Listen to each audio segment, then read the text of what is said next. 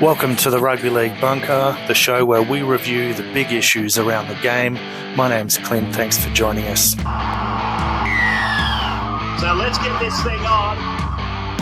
On this week's update, we'll be looking at the results from the NRL and the Super League, plus the standings from the respective competitions as we run into the finals. Plus, we'll be looking at the final scenarios to come out of round 25 of the NRL and the opening of the new Allianz Stadium. Let's get into it. The Broncos slump continues this week, getting towed up by the Eels. That's two heavy defeats in a row at Suncorp Stadium at the worst possible time of the year. The Panthers beat a hapless Warriors 46-12. The Roosters travelled down to a sold-out Amy Park in Melbourne and won an instant classic against the Storm that signals the fact that they're very much in the premiership race this year. Canberra dominated Manly, a win that's put them into the top 8. Cronulla took care of the Bulldogs. South scored a vital win over North Queensland, who are missing Dearden. West Tigers found a way to snatch defeat from the jaws of victory against the Dragons, and defence was thrown out the window on the Gold Coast as the Titans beat Newcastle 36-26. Here's where it all stands with 1 week left in the regular season. Penrith have already won the minor premiership, of course. Cronulla move up into second place, courtesy of the Cowboys' loss. Melbourne, despite the close loss, maintains fourth position. Para, the Roosters and Souths all keep themselves in the 8 with crucial wins. Canberra leapfrog Brisbane into the 8, and the Broncos, not only are they mounting losses hurting them, the scorelines are destroying their for and against, which will make it even harder for them to get back into the 8. Players from the other clubs are either looking forward to the World Cup or the off-season after next week's final round. Before we move on to the Super League, let's have a look at the scenarios that could come out of the final round in the NRL. The Panthers have decided to rest their entire starting lineup against the Cowboys as their runaway leaders.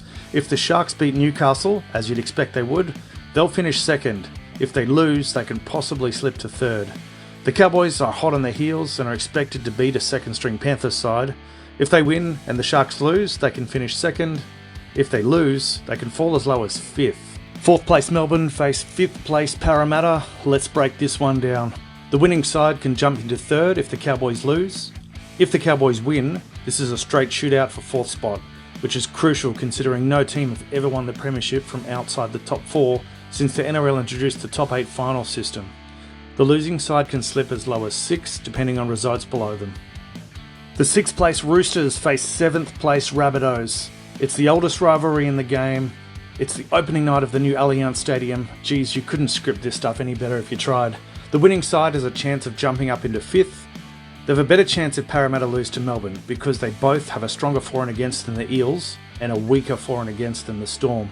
The losing side can mathematically miss the 8, but it's unlikely due to Canberra and Brisbane's weaker for and against. The Raiders play the West Tigers. A win will seal 8th position, but probably no higher, as their for and against isn't strong enough to overtake the loser of the Rabbitohs Bunnies game. A loss leaves them vulnerable to Brisbane though if the Broncos beat the Dragons. And finally, 9th place Broncos need to beat the Dragons at a minimum to make the finals, but they'll need to beat them by 44 points, plus, if Canberra win, cover the Raiders' winning margin also. They've really made life hard for themselves the last couple of weeks with back-to-back heavy losses. So there it is, what a mouth-watering round we have coming up. Turning our attention to Super League results from round 25 now, Catalans put themselves back in the winner's circle against Leeds. Castleford's heavy loss to Salford meant that they couldn't take advantage of Leeds going down by overtaking them on the ladder. Salford are racking up some impressive wins lately. Huddersfield edge out Warrington in a high-scoring affair. Hull KR upset Wigan at home. Wakefield Trinity continued their late-season charge, taking out league leaders St Helens. Where was this at the start of the year? And Hull FC dominated relegation-bound Toulouse. To the standings with 1 round remaining, St Helens and Wigan have secured the first week off in the finals as our top 2. Huddersfield, Catalans and Salford are all safe in the top 6, with Leeds and Castleford left to fight it out for the last spot in the finals. Just as we've got some extraordinary matchups in the final round of the NRL this weekend, these two sides will play each other in a straight shootout for the top 6. Hull FC have overtaken crosstown rivals Hull KR. That won't go down well with KR, as that's a bitter rivalry. And Toulouse have finished their first Super League season in last place and will be relegated, meaning we'll return to only having one French team in Super League next year. One final piece of news before we wrap up. Construction on the new $800 million Allianz Stadium in Sydney has been completed, and it will be Rugby League holding the opening event this Friday.